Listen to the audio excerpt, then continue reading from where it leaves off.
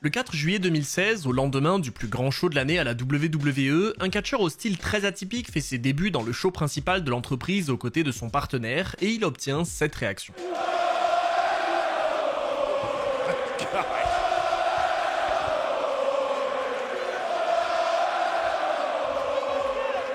Avec de tels débuts, ce catcheur qui n'avait commencé sa carrière que 4 ans plus tôt semblait destiné à un avenir radieux et certains l'annonçaient même comme le futur de l'entreprise qui prévoyait de le mettre face à Conor McGregor à WrestleMania. Et pourtant, moins de 2 ans plus tard, cet homme sera licencié par la WWE avant de retourner combattre dans l'anonymat le plus total. Bienvenue à tous dans une histoire étrange et controversée, celle d'un catcheur qui a saboté sa propre carrière, l'histoire de Enzo Amore.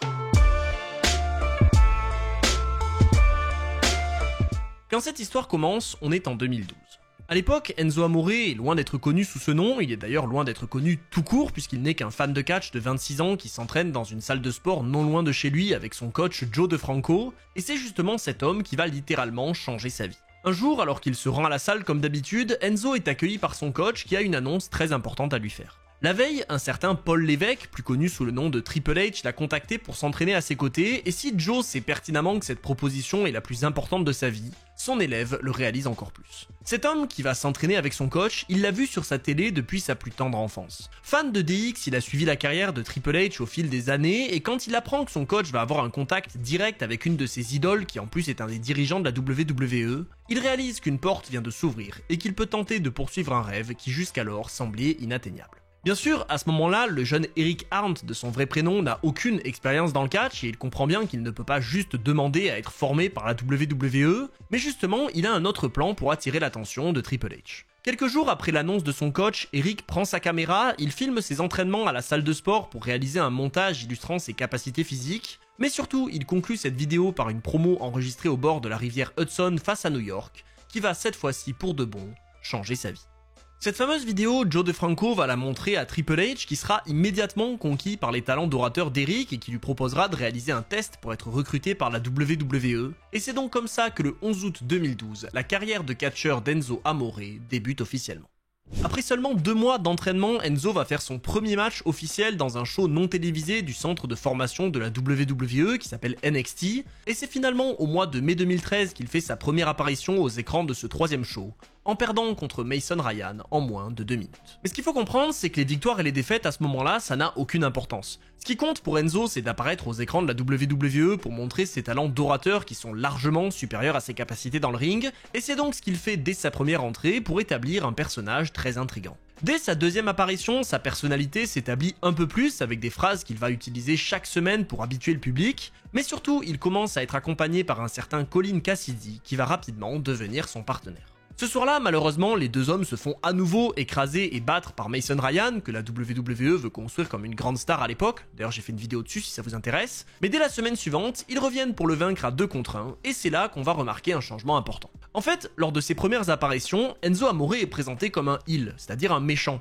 Sauf que son talent au micro et ses mimiques vont tellement bien fonctionner avec les fans que très vite il va recevoir leur soutien, et c'est là que sa carrière va réellement décoller. Semaine après semaine, les phrases de Enzo et Cass prennent de plus en plus avec la foule qui reprennent leurs expressions et les soutiennent énormément, à tel point que la WWE n'a plus d'autre choix que de les faire passer du côté des gentils, en les lançant en rivalité contre Sylvester Lefort et Scott Dawson. Et c'est à partir de là que tout se lance pour de bon. À chacune de ses apparitions, Enzo Amore reçoit de plus en plus de réactions de la part des fans, il fait progresser ses catchphrases et développe toute une introduction lors de son entrée qui est reprise par la salle entière, et même s'il passe à côté d'un match de championnat pour les titres par équipe avec son partenaire, sa popularité, elle, ne fait qu'augmenter. Dans tout ça, sa rivalité contre les Légionnaires et Sylvester Lefort continue, et malgré leurs 2 défaites lors des épisodes du 9 et 30 octobre 2013, Enzo et Cass semblent progresser très vite, mais malheureusement, c'est aussi là que les premiers problèmes vont arriver. Au mois de novembre 2013, alors qu'il a enfin sa première vraie rivalité du côté de NXT et qu'il s'entraîne régulièrement dans le Performance Center de la WWE, Enzo Amore se casse la jambe en voulant se sortir d'une prise très basique, et il doit donc mettre sa carrière en pause. Mais si cette blessure l'empêche bien sûr de combattre pendant un moment et qu'elle met un frein à sa progression à la WWE, elle va surtout mettre en avant un aspect de sa personnalité qui va très vite lui causer du tort. Au lieu de simplement reconnaître qu'il a fait un faux mouvement et qu'il n'est pas encore très à l'aise dans un ring, ce qui est normal au vu de son expérience, Enzo, qui est déjà convaincu d'être une star du catch, reproche au sol d'être trop mou, et ses collègues remarquent donc directement à quel genre de personne ils ont affaire. Mais malgré ça, la carrière de Enzo Amore est très loin d'être terminée. Même s'il commence déjà à avoir une mauvaise réputation auprès des catcheurs de NXT, il reste extrêmement apprécié par la foule et son talent au micro est indéniable, et il fait donc quelques apparitions en fauteuil roulant dans la fin de l'année 2013 et le début 2014 pour tenir les fans informés de l'évolution de sa blessure. Pendant ce temps, son partenaire, lui, continue sa carrière en solo et il finit par relancer sa rivalité contre Sylvester Lefort qui est désormais accompagné par Marcus Louis. Et tout ça mène donc à l'épisode du 26 juin 2014 qui marque enfin le retour de Enzo Amore à NXT sous une immense ovation des fans. Avec ça, Enzo peut donc reprendre ses apparitions régulières, il accompagne son partenaire au ring dès la semaine suivante et participe à son premier combat mi-juillet où il perd contre les Vaudevillains à cause d'une distraction de Lefort et Louis. Et justement, puisqu'il est attaqué une fois de plus 2 semaines plus tard, Enzo va devoir trouver un moyen de régler définitivement cette rivalité. Très vite, il défie Sylvester Lefort à un match R vs R dans lequel le perdant devra se faire raser la tête, et avec ça, Enzo Amore obtient donc sa première apparition dans un show majeur de NXT lors de TakeOver Fatal 4-Way. Bien sûr, en aussi peu de temps, Enzo n'est pas devenu un catcheur exceptionnel dans le ring, donc le match n'est pas mémorable pour cette raison, mais encore une fois, le soutien du public est tel que Enzo n'a pas besoin de faire des folies entre les cordes pour être mis en avant, et il réussit donc à battre son adversaire pour rapidement passer à autre chose. Et justement, à partir de là, tout va s'accélérer pour Enzo Amore et Colin Cassidy. Quelques semaines plus tard, ils sont rejoints par Carmella, une catcheuse qui va principalement être placée comme manageuse de l'équipe à ses débuts, et avec ça, Enzo et Cass deviennent un des duos les plus importants de la division tag team de NXT. Malgré leur défaite contre les Vaudevillains dans les semaines suivantes, ils viennent à bout des mécaniques au mois de novembre, et arrivé début 2015, ils enchaînent les victoires contre diverses équipes, pour finalement obtenir un match de championnat pour les ceintures tag team lors de TakeOver Unstoppable. Mais justement, ces titres-là, Enzo et Cass ne les remporteront jamais. Et je sais que sur le papier, on peut se dire que c'est une très mauvaise nouvelle pour eux parce que ça montre que la WWE ne veut pas les placer au sommet de la division par équipe de NXT, mais en fait, ils ont une très bonne raison de ne pas leur donner ces ceintures. Après cette première opportunité au titre, Enzo et Cass reviennent lutter régulièrement du côté de NXT où ils progressent chacun à leur rythme devant un public qui les soutient de plus en plus, et tout ça les mène au mois d'août 2015 où devant l'immense public du Barclays Center de New York, ils reçoivent une réaction titanesque qui montre aux officiels qu'ils sont prêts pour passer à l'étape suivante. Thank you for making us your own. My name is Enzo Amore, and I am a certified G and a bona fide thug, and you can't teach that.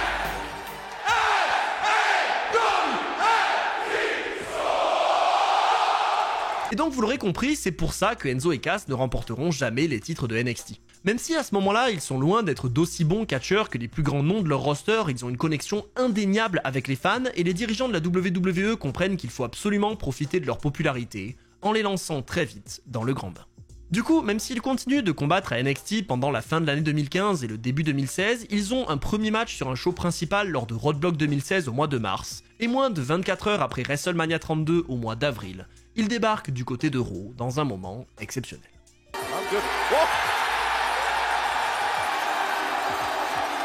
Et à partir de là, tout est lancé. Enzo Amore venait d'être présenté au monde entier aux côtés de son partenaire de plus de 2 mètres et tout le monde était convaincu qu'ensemble ils seraient inarrêtables dans la division par équipe. Je veux dire, au moment où ils font leur première apparition à Raw, ils interrompent quand même les Dudley Boys, qui est littéralement une des équipes les plus populaires de l'histoire du catch, et pourtant le public n'est là que pour eux. Tout le monde connaît leur catchphrase et les fans sont extrêmement heureux de les voir débuter dans le show principal de la WWE, et même s'ils sont encore en retard au niveau des capacités dans le ring, tout indique qu'ils vont très vite devenir d'immenses stars. Leur premier match dans un show principal de la WWE a lieu à SmackDown moins d'une semaine plus tard où ils viennent à bout de The Ascension, une équipe qui avait pourtant réussi à décrocher les titres par équipe de NXT, et ils se lancent alors dans une série de victoires dans les semaines suivantes, ce qui les mène à Payback 2016 où ils affrontent les Vaudevillains pour une chance au titre tag team de l'entreprise. Et c'est là que les premiers gros problèmes vont commencer. Alors que tout indiquait que Enzo et Cass étaient le futur de la division par équipe et que leur chemin vers les ceintures semblait tout tracé, Enzo subit une violente commotion cérébrale en plein milieu du match,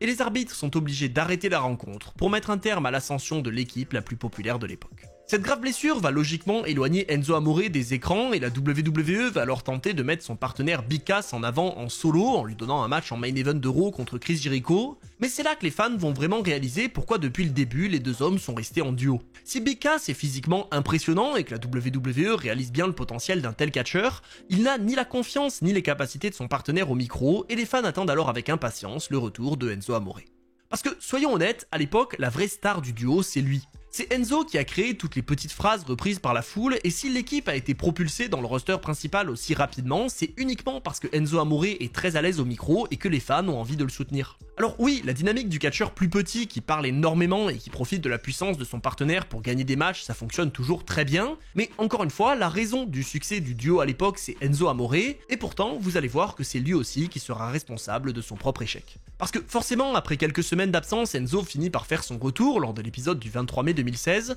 et sous une immense ovation, l'équipe se reforme pour reprendre son parcours du côté du show rouge et se relancer à la poursuite des ceintures. Et là, normalement, rien ne peut les arrêter. Ils battent les Dudley Boys dès la semaine suivante, ils font leur deuxième apparition en pay-per-view lors de Money in the Bank dans un match à 4 équipes, et même s'ils le perdent, ils enchaînent les victoires dans les semaines suivantes, jusqu'à faire équipe avec nul autre que John Cena lors de Battleground au mois de juillet. Cette association avec un des plus grands catcheurs de tous les temps confirme que la WWE a de très grands projets pour Enzo et Cass, et leur popularité avec la foule est toujours immense malgré les difficultés qu'ils ont rencontrées, et donc ils sont mis dans une rivalité contre deux des catcheurs les plus en vue de l'époque, puisqu'ils affrontent Kevin Owens et Chris Jericho un mois plus tard, lors de SummerSlam.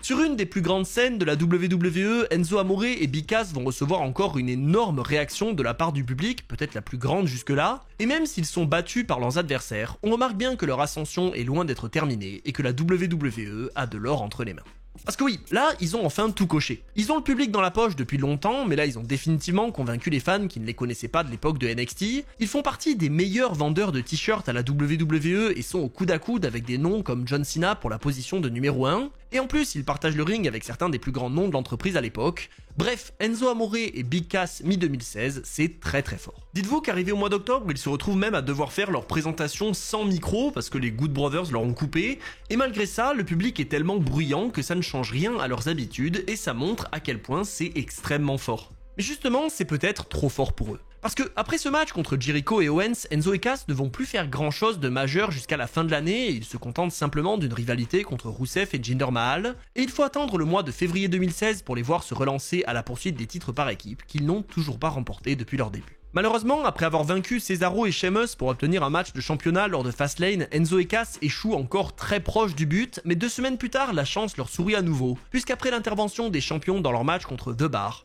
ils sont placés dans un match de d'échelle à 3 équipes à WrestleMania pour marquer leur première apparition sur la plus grande scène du monde. Et là encore, j'imagine que vous vous demandez comment ça peut mal tourner pour Enzo Amore et Big Cass. Je veux dire, à WrestleMania, ils reçoivent encore une immense réaction, alors que c'est sans aucun doute le plus grand public devant lequel ils ont combattu, et même s'ils ne repartent pas avec les ceintures à cause du retour des Hardy Boys, on peut quand même se dire que la WWE a d'immenses projets pour eux. Et effectivement, c'est bien le cas. Arrivé au mois d'avril 2017, les officiels ont un plan très précis pour Enzo et Big Cass. Ce plan, il est très simple, ils vont les séparer.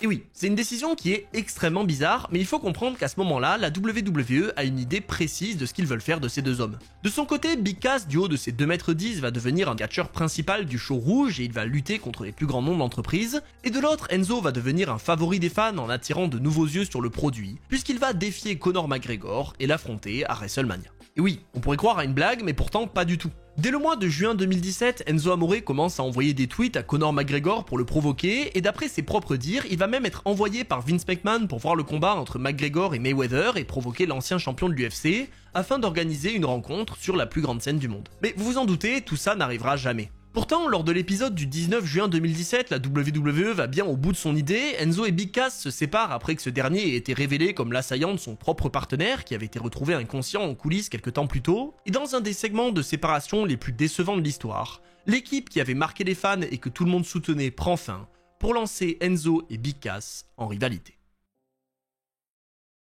Et contrairement à ce qu'on pourrait croire, c'est pas purement négatif pour Enzo Amore. Parce que dans cette histoire, il émerge comme le grand héros des fans et il est toujours autant soutenu par le public, si ce n'est plus après la trahison de son ami, et donc sur le papier, tout ça aurait pu très bien finir. Seulement, vous allez voir que non seulement l'histoire racontée sera loin d'être à la hauteur, et elle ne permettra ni à Enzo ni à Big Cass de ressortir grandi de cette rivalité, mais surtout, Enzo Amore va rapidement saboter sa propre carrière et subir une chute vertigineuse qui l'entraînera tout droit hors de la WWE. D'abord, il se retrouve face à son ancien partenaire lors du show Great Balls of Fire et il perd le match en seulement 5 minutes, et 2 semaines plus tard, il est à nouveau vaincu par Big Cass dans un match expéditif, dans lequel il n'a aucune offense. Et pourtant, là encore, c'est pas purement négatif. Parce qu'avec ça, Enzo a vraiment le rôle de l'underdog qui donne tout face à un adversaire bien plus puissant que lui, et ça lui permet une fois de plus d'obtenir un énorme soutien de la part du public, et justement, tout ça mène à la conclusion de cette histoire lors du Raw du 21 août 2017, dans un match Brooklyn Street Fight. Sauf que si déjà cette histoire avait perdu en intérêt la veille quand Enzo Amore s'était retrouvé suspendu dans une cage à requins au-dessus du match entre Big Cass et le Big Show, qui était d'ailleurs horriblement nul, cette dernière rencontre entre les deux partenaires ne va pas se passer comme prévu. Alors que la WWE veut enfin donner à Enzo Amore une victoire importante sur Big Cass en profitant de l'absence de règles dans un street fight, le géant subit une grave blessure au genou dès les premiers instants du combat, et le match est alors arrêté par l'arbitre après seulement 2 minutes, pour donner à cette rivalité une conclusion extrêmement décevante. Évidemment, Enzo n'y est pour rien, et Cass non plus d'ailleurs, même si son ancien partenaire lui en veut toujours de ne pas avoir continué le match malgré la blessure, mais vous allez voir que c'est pas ce qui s'est passé sur nos écrans qui explique la chute de ce catcheur. Parce que après ça, la WWE envoie Enzo Amore dans la division Cruiserweight comme il l'avait prévu depuis un moment, une division qui était d'ailleurs énormément centrée sur les performances dans le ring mais qui avait du mal à gagner en popularité, et c'est justement pour ça que Enzo Amore est envoyé là-bas. Oui, il est loin d'être un aussi bon catcheur que ses adversaires de l'époque, mais grâce à son talent au micro, il peut attirer un nouveau public sur le show 205 Live, et c'est pour ça que la WWE compte grandement sur lui. Seulement, ça ne va pas du tout fonctionner. Déjà, les créatifs décident de changer son personnage en l'envoyant du côté des méchants lors de No Mercy 2017, où il devient champion poids léger grâce à un coup bas, mais surtout, il ne réussit pas à créer un vrai engouement autour de la division Cruiserweight, et lorsque la WWE décide de lui donner un segment dans le main event du Raw du 2 octobre 2017, les audiences chutent drastiquement.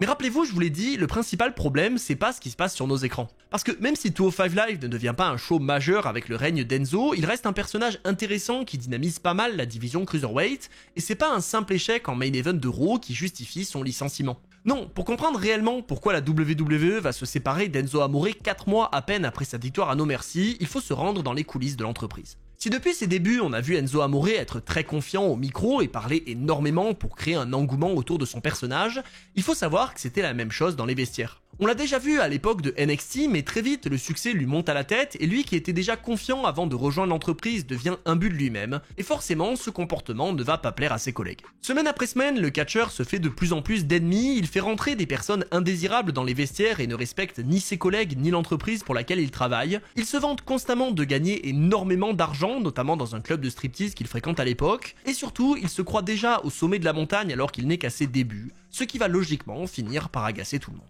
À l'époque, le leader des vestiaires c'est Roman Reigns, et alors qu'il est pourtant réputé pour être quelqu'un de plutôt calme et tolérant, il finit par ne plus du tout supporter le comportement de Enzo, et quand celui-ci a une conversation extrêmement bruyante dans un bus de la WWE où il se vante encore de son statut de star, il est exclu par Roman Reigns qui le fait descendre du bus et le laisse se débrouiller pour rejoindre la salle. Ce moment acte définitivement la cassure entre Enzo et le reste du roster, puisque s'il était déjà mal vu par ses collègues, il est désormais exclu des vestiaires et doit se débrouiller pour se changer et se préparer pour ses matchs. Et malheureusement pour lui, il est le seul responsable de cette situation. Hey, does this mean you're allowed back in the locker room or what, bro? What happened there? Bro, I got my own locker room.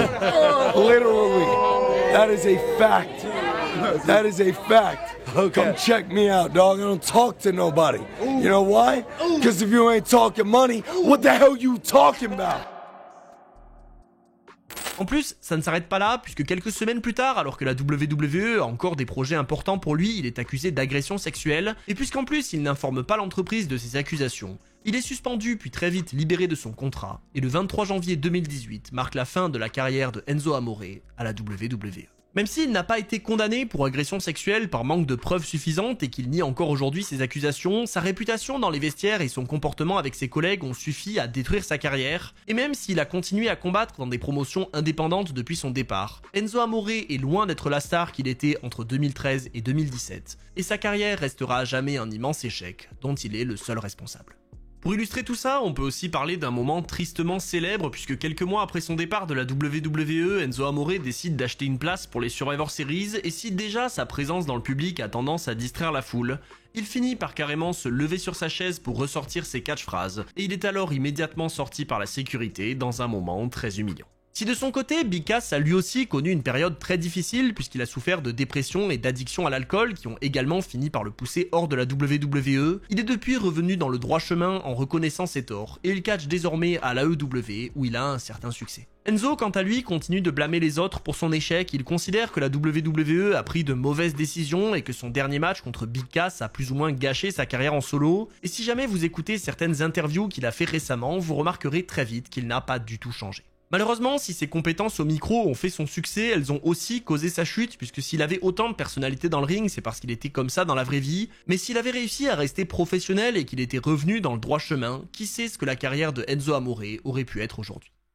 Quoi qu'il en soit, j'espère que cette vidéo vous aura plu, j'espère qu'elle aura permis à ceux qui se souvenaient de Enzo et Cass de comprendre un peu mieux leur échec et aux autres de découvrir deux catcheurs très populaires de l'époque. Et sur ce, moi je vous donne comme d'habitude rendez-vous sur Twitch, Instagram et ma chaîne secondaire pour plus de contenu. C'était Monsieur Hawkin et on se retrouve très vite pour d'autres histoires.